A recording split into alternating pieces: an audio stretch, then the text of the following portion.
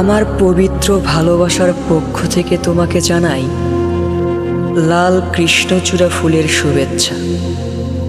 তোমাকে কি বলে সম্বোধন করব সেটা আমার জানা নেই।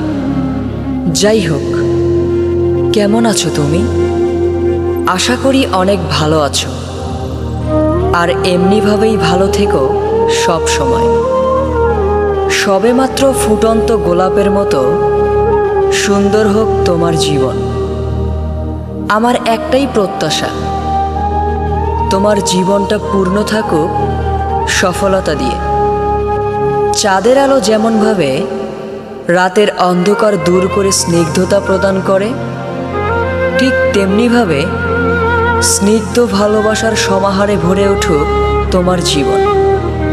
সত্যি কথা বলতে, আমি প্রথম দেখাতেই তোমাকে ভালোবেসে ফেলেছি, কিন্তু তোমার সামনে দাঁড়িয়ে মনের কথাগুলো বলার মতো সাহস হয়নি কোনোদিন।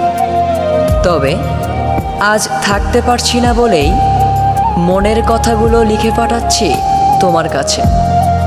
আমার চিঠিটা পাওয়ার পর নিজেকে লুকিয়ে নিয়ে গভীর আগ্রহের সাথে সেটা পড়বে, সেই দৃশ্য কল্পনা করেই তোমাকে লিখছি।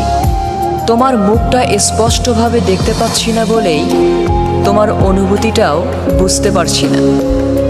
তবে যাই বলো না কেন, তোমার ইচ্ছাসূচক অনুভূতি দেখার খুব শখ। আমি জানি না তুমি আমার প্রস্তাবে রাজি হয়ে আমাকে ভালোবাসবে কিনা। জোর করে তোমার কাছে কিছু চাওয়ার সাহস আমার নেই। আমি বরং তোমার কাছে নিজেকে দিয়ে দিলাম।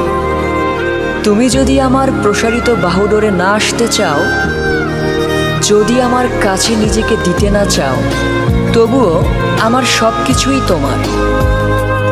আমার সব কিছুই চলবে তোমার কথা মতো।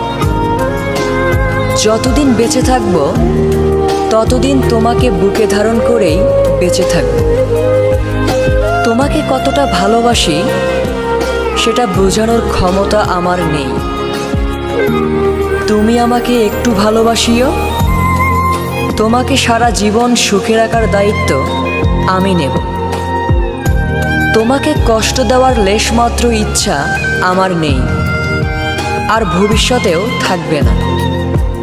বর্তমানে তোমাকে দেওয়ার মতো আমার কিছুই নেই। আছে শুধু এক বুক ভালোবাসা, যার সবটুকু শুধু তোমার জন্য। খুব ভালোবাসি তোমাকে। হয়তো তোমাকে ভুলতে পারবো না কোনোদিন। সব সময় তোমাকে দেখতে খুব ইচ্ছা করে। এই ইচ্ছা হয়তো সারা জীবন থাকবে। তোমার মায়াবী চোখ দুটির দিকে তাকিয়ে থাকতে ইচ্ছা করে অনেকটা সময় ধরে। হয়তোবা এই ইচ্ছাটাও থাকবে সারাটা জীবন। খুব জানতে ইচ্ছা করছে, তুমি কি দেবে আমার এই ইচ্ছেগুলোর দাম?